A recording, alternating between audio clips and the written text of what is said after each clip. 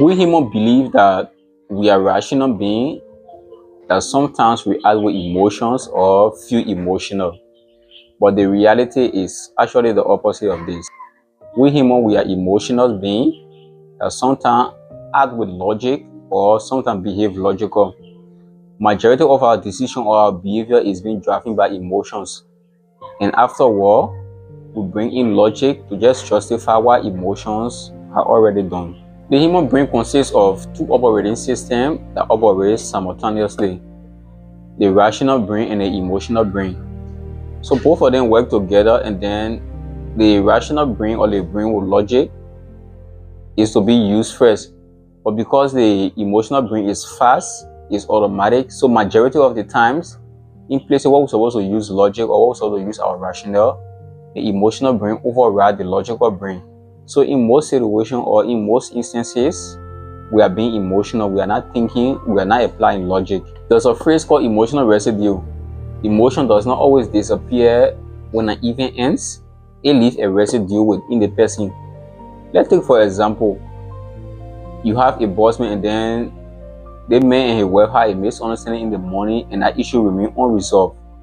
That means it's carrying that emotional residue within him. And then he got to work.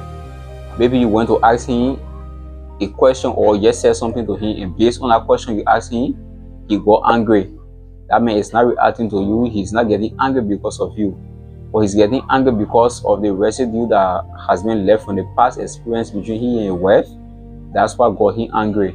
That's why when a person have a bad morning or when something troubled them in the morning, the rest of the person day will be sour, or the rest of the person day will be that kind of bad that anybody try to talk to them or come around them, they can try to give excuse or they can say, I'm not in my good mood, because they are carrying that emotional residue within them.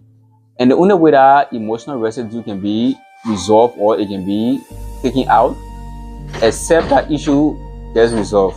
I want to ask you this question.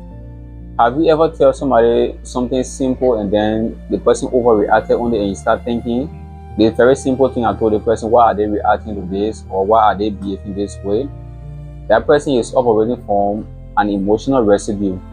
So whenever you are dealing with people like this, maybe you told them something small and then they started overreacting, or you did something small and then they started overreacting, I want you to understand that they have a residue that is working in the background. They are not actually reacting to what you told them or what you did. They are actually reacting to that emotional residue that is within them.